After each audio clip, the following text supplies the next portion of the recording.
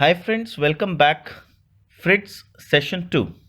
Last session में हम लोगों ने पढ़ा था कि किस तरह से जयंतो बहुत सालों बाद बूंदी आता है और किस तरह से बूंदी में आने के बाद धीरे धीरे उसकी सारी पुरानी मेमोरीज रिवाइज होने लगती है। आज हम लोग इसका आगे कंटिन्यू करेंगे from page number 14। I noticed Jayanto had returned rather quite after arriving in Bundi. तो जो नैरेटर है वो बोल रहा है कि मैं नोटिस कर रहा था कि जयंतो बूंदी में आने के बाद बहुत शांत जैसा हो गया। Perhaps some of his memories had returned. It is easy enough to feel a little depressed when visiting a place one may have seen as a child। वो बोल रहा है हो सकता है ऐसा बहुत बार हो जाता है कि जो प्लेस आपने बचपन में गए थे या आप बचपन में उसको विजिट किए थे, बहुत सालों के बाद जब वहाँ आते हो तो नॉस्टैल्जिया हो जाता है एंड यू गेट डिप्रेस्ड।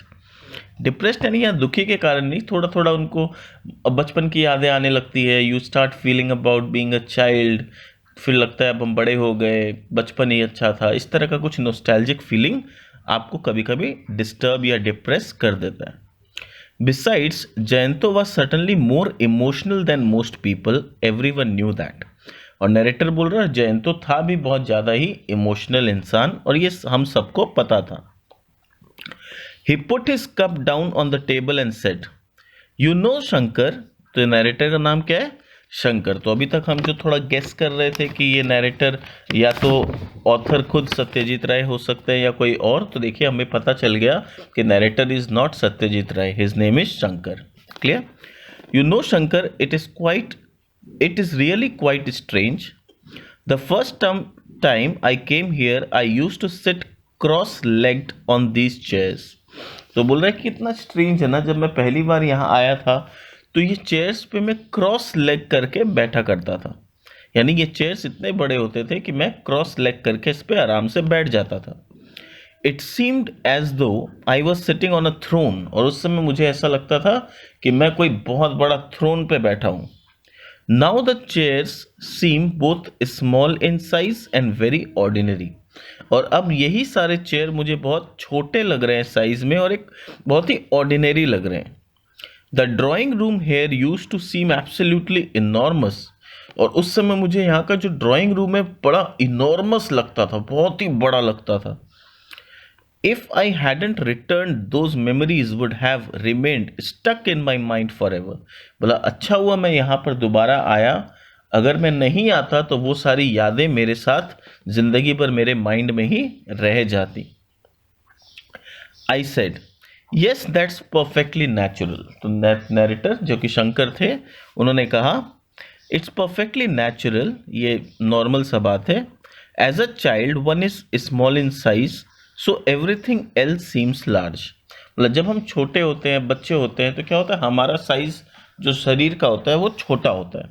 तो कंपैरेटिवली बाकी सारे चीज़ जैसे चेयर हो गए, वॉल्स हो गए, ड्राइंग रूम हो गए, ये सब कुछ लार्ज लगते हैं। One grows bigger with age, but the size of all other things remains the same, doesn't it? और समय के साथ साथ हम बड़े होते चले जाते हैं और बाकी सारे चीज़ों का साइज सेम रहता है। We went for a stroll in the garden after tea। चाय पीने के बाद हम थोड़ा गार्डन में टहलने के लिए गए। Jayanto suddenly stopped walking and said, "दियोदार।" अब क्या हुआ, हम लोग गार्डन में चल ही रहे थे कि अचानक से जयंतो के मन में कुछ याद आया और उसने कहा deodar. I stared at him. A deodar tree, I ought to be here somewhere. अब जयंतो बोल रहा है डियोदार ट्री, मुझे डियोदार ट्री क्यों याद आ रहा है पता नहीं, ये आसपास यहीं कहीं होना चाहिए ये डियोदार tree. He said and began striding towards the far end of the compound। और वो ऐसा बोल के कंपाउंड के एकदम फार एंड में फटाफट फटाफट जाने लगा। Why did he suddenly think of देवदार ट्री? अब शंकर को ऐसा लग रहा है कि अचानक से इस देवदार ट्री इसको क्यों याद आ गया, ऐसा क्या बात है? A few seconds later I heard his voice exclaiming jubilantly, "Yes, it's here exactly it was before।" उसके बाद कुछ सेकंड बाद मैं देखा कि वो एक्साइटेड होके चिल्लाते हुए बोला, हाँ मिल गया मुझे देवदार ट्री, एग्जैक्टली जहाँ था वही है। Of course it's where it was before, I said. तो नैरेटर बोलता है ऑफ कोर्स, जहां पहले था वहीं होगा ना, पेड़ थोड़ी उठ के चला जाएगा। Would a tree go roaming about, तो बोला क्या ट्री घूमने चला जाएगा क्या, जहां पहले होगा वहीं होगा अभी भी। Jayanto shook his head impatiently, Jayant को बोला मेरा बोलने का मतलब वो नहीं था कि पेड़ कहीं चला जाएगा। No that is not what I meant, all I meant was that the tree is where I thought it might be. बोला मेरा बोलने का मतलब है कि मैंने जहां सोचा था कि ट्री होगा वही ट्री निकला। इसका मतलब मेरी याददाश्त आज भी कितनी अच्छी है कि इवन आफ्टर 31 ईयर्स मुझे एग्जैक्टली पता है कि पेड़ कहां पर था। But why did you suddenly think of a tree, पर तुमने अचानक से ये पेड़ के बारे में क्यों सोचा, कुछ यादें जुड़ी हैं इसके साथ, कुछ speciality, anything else. Jayanto stared at the trunk of the tree frowning, Jayanto पेड़ को थोड़ा सा गुस्सा में फ्राउनिंग वाले नजरों से देखते रहा। Then he shook his head slowly and said, और उसके बाद वो थोड़ा अपना माथा को शुक किया और बोला I can't remember that now, बोला पता नहीं, मुझे याद नहीं आ रहा है कि इसके साथ क्या इंसिडेंट हुआ था, क्या हुआ था, मुझे ये पेड़ क्यों याद आया मुझे नहीं पता। कुछ तो हुआ था इस पेड़ के साथ, कुछ कनेक्शन है इस पेड़ के साथ कि मुझे अचानक से ये पेड़ याद आया। Something had bought me near the tree, I had done something here, a European, बोला कि मैंने कुछ तो यहाँ पर किया था, मुझे याद क्यों नहीं आ रहा है पता नहीं। A European, European, no I can't recall anything at all, memory is a strange business, बोला कुछ याद नहीं आ रहा है क्या था क्या नहीं, याद आएगा तो आपको बताऊंगा। They had a good cook in the circuit house, circuit house में उनके पास एक बहुत अच्छा कुक था। Later in the evening while we sat at the oval dining table having dinner, Jayanto said, और शाम के समय जब वो लोग डिनर कर रहे थे ओवल डाइनिंग टेबल में बैठ के, जयंतो अचानक से बोला the cook they had in those days was called Dilawar, बोला कि हम लोग जब बचपन में आए थे ना तो भी इस सर्किट हाउस में एक कुक था, उसका नाम दिलावर था। He had a scar on his left cheek and his eyes were always red, but he was an excellent cook, बोला कि उसके लेफ्ट चीक में कुछ स्कार था और आईज हमेशा लाल रहता था, किस वजह से में भी चोट लगा होगा या कोई इन्फेक्शन होगा, कुछ भी हो सकता है। But he was an excellent cook, पर वो कुक बहुत अच्छा था, he was an excellent cook.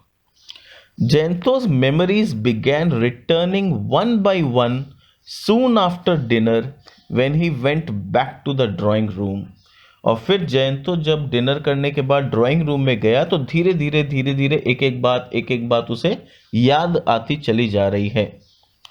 He could recall where his father used to sit and smoke a cheroot, वो अच्छी तरह से रिकॉल कर पा रहा था कि उसके पापा कहाँ बैठ के चिरट स्मोक करते थे। Where is mother use to knit, उसकी मम्मी कहाँ बैठ के स्वेटर बुना करती थी। And what magazines lay on the table, और टेबल में किस तरह का कैसा कैसा मैगजीन्स पड़ा हुआ करता था। And slowly in bits and pieces he recalled the whole business about this doll, और उसके बाद स्लोली स्लोली करते करते उसको एक एक करके याद आया और उसने फिर एक डॉल का कहानी सुनाया, कोई डॉल था उसके पास, उसने फिर उस डॉल का कहानी सुनाया। It was not the usual kind of doll little girls play with, बोला वो जो डॉल था ना मेरे पास वो कोई नॉर्मल डॉल नहीं था जिससे लड़कियां बच्चे लोग खेला करते हैं।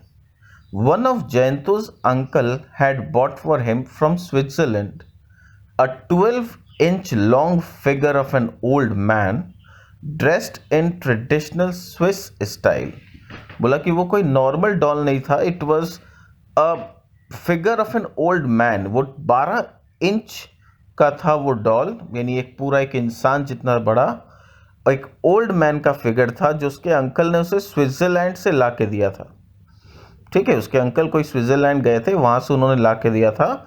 It was a 12-inch long figure of an old man dressed in traditional Swiss style, apparently it was very life like, बोला कि एपरेंटली वो बहुत जिंदा था, मतलब उसे देख के ऐसा लगता नहीं था कि ये डॉल है, उसे देख के ऐसा लगता था कि ये कोई इंसान है। Although it was not mechanized, it was possible to bend and twist its limb, बोला वो मैकेनाइज्ड नहीं था, पर बहुत आसानी से उसका लिम्स को मैं बेंड कर सकता था, ट्विस्ट कर सकता था. It's face had a smile on it and on its head it wore a Swiss cap. तो ये डिस्क्रिप्शन बहुत इंपॉर्टेंट है, हमें याद रखना होगा. तो उसका लिम्स को ट्विस्ट किया जा सकता था. फिर its face had a smile on it, उसके चेहरे में एक अजीब सा स्माइल था. And on its head it wore a Swiss cap with a little yellow feather sticking out from it. और उसके फेस में स्माइल के साथ साथ वो एक स्विस कैप पहना करता था हेड पे, with a little yellow feather sticking out of, उसके कैप से एक येलो फेदर बाहर निकला करता था. Its clothes, especially in their little details, were perfect. और उसका जो कपड़ा था, हर छोटे छोटे डिटेल के हिसाब से अगर मैं बात करूं तो it was a perfect cloth, जैसा कि एक इंसान पहनता है वैसा कपड़ा था. Belts, buttons, pockets, collar, socks, सब कुछ था. There was even little buckles on the shoes, यहां तक कि शूज में छोटा छोटा बकल्स लगा हुआ था. तो इतना डिटेल में इस डॉल को बनाया गया था कि अगर कोई इंसान एक बार के लिए देखे तो वो ये सोच बैठे कि ये कोई इंसान है, ये कोई डॉल नहीं है. His uncle had returned from Europe shortly before Jayanto left for Bundi with his parents. बोला कि उसके अंकल यूरोप से आए थे शॉर्टली बिफोर, मतलब यूरोप से कहाँ आए थे, शायद बंगाल आए थे. और उसके बाद उसके अंकल के आने के कुछ दिनों बाद जयंतो और उसके फादर या उसके पेरेंट्स यहाँ बूंदी के लिए निकल गए थे. The little old man had been bought in a village in Switzerland. और ये जो लिटिल ओल्ड मैन था जिसे वो डॉल कह रहा है, वो कहाँ पर खरीदा था उसके अंकल ने, स्विट्जरलैंड के किसी गांव में. The man sold him had jokingly said to Jayanto's uncle. और जिस गांव वाले ने बेचा था जोकिंगली, मतलब अंकल को, जयंतो के अंकल को बेचा था ये डॉल, उसने ये कहा था jokingly, he is called Fritz, इसका नाम फ्रिड्स है. You must call him by his name, he won't respond to any other. उसे आपको फ्रिड्स के नाम से ही बुलाना पड़ेगा, वरना वो और किसी नाम से रिस्पॉन्ड नहीं करेगा. तो ये किसने कहा था, जिसने ये डॉल जयंतो के अंकल को बेचा, उस सेलर ने अंकल को ऐसा कहा था. Jayanto said, I had a lot of toys when I was small. बोला जब मैं छोटा था मेरे पास बहुत सारे टॉयज थे. My parents gave me practically everything I wanted. मेरे पेरेंट्स मुझे हर वो खिलौना दिला देते थे जो मैं जिद करता था. Perhaps because I was their only child. और शायद इसलिए क्योंकि मैं एक लौता बेटा था उनका. But once I had Fritz, एक बार मुझे जब फ्रिड्स मिल गया, मेरे अंकल ने मुझे ये टॉय ला के दिया, I forgot all my other toys, मैं अपने बाकी सारे खिलौनों को भूल गया. I played only with him, मैं सिर्फ और सिर्फ फ्रिड्स के साथ खेला करता था. The time came when I began to spend hours just talking to him. और फिर समय आया मैं घंटों घंटों खाली उस फ्रिड्स से बातें किया करता था. Our conversation had to be one sided of course, but Fritz had such funny smile on his lips and such a look in his eyes that it seemed to me as though he could understand every word. बोला हमारा जो conversation था वो one sided था of course, क्योंकि मैं बोला करता था वो सुना करता था. बट फ्रिट्स के चेहरे में इतना फनी सा स्माइल था उसके लिप्स में, and such a look in his eyes, और उसके आईज में ऐसा लुक था कि मुझे ऐसा लगता था कि वो मेरी एक एक बात, एक एक वर्ड को समझ पा रहा है. Sometimes I wondered if he would actually converse with me if I could speak to him in German. और कभी कभी तो मुझे ऐसा लगता था कि अगर मैं जर्मन में बोल सकता तो शायद वो मुझसे असली में बात कर बैठता, क्योंकि वो स्विट्जरलैंड का था तो उसे जर्मनी आता होगा. तो बोल रहा है कि कभी कभी उसके रिस्पॉन्स या उसके स्माइल को देख के मुझे ऐसा फील होता है कि अगर मैं जर्मन में बोल पाऊँ तो वो शायद सच में मुझसे बात करने लगे. Now it seems like a childish fantasy. पर अब इतने सालों बाद वो एक बचपन की फैंटेसी लगती है. But at that time the whole thing was very real to me. पर उस समय ये फैंटेसी ही मेरे लिए बहुत रियल हुआ करती थी. My parents did warn me not to overdo things, but I listen to no one. मेरे पेरेंट्स ने मुझे बहुत मना किया कि देखो इतना ज़्यादा टाइम स्पेंड भी मत करो फ्रिट्स के साथ, ये अच्छी आदत नहीं है, तुम्हें कुछ हेलुसिनेशन हो जाएगा या कुछ मेंटली कुछ किसी तरह का अफेक्शन हो जाएगा फ्रिट्ज के साथ। पर मैं किसी भी लोगों का बात नहीं सुनता था। I listen to no one. I had not yet been put in a school, so I had all the time in the world for Fritz. बोला कि मैं अभी तक स्कूल ज्वाइन नहीं किया था, इसीलिए मेरे पास बहुत टाइम था फ्रिट्ज के साथ स्पेंड करने का। जयंतो फेल्ट साइलेंट, और इतना बोल के जयंतो साइलेंट हो गया। I looked at my watch and realised it was 9:30 PM। तो ये कहानी सुनते सुनते बहुत रात हो चुका था, 9:30 बज चुके थे रात के। It was very quite outside, बाहर बहुत सन्नाटा हो चुका था, सब लोग सो चुके थे almost. We were sitting in drawing room of the circuit house, an oil lamp burnt in the room. और हम लोग सर्किट हाउस के एक ड्राइंग रूम में बैठे हुए थे, गप कर रहे थे इस तरह से, और एक ऑयल लैम्प उस रूम में जल रहा था। ठीक है, तो आज का सेशन हम यहीं तक रखते हैं। नेक्स्ट सेशन में जब हम आएंगे तो इसके फर्दर हम कंटिन्यू करेंगे। होप आपका सेशन अच्छा लगा होगा, आप सबको समझ में आया होगा। Thank you for listening to my audio. मिलते हैं हमारे न्यू सेशन में।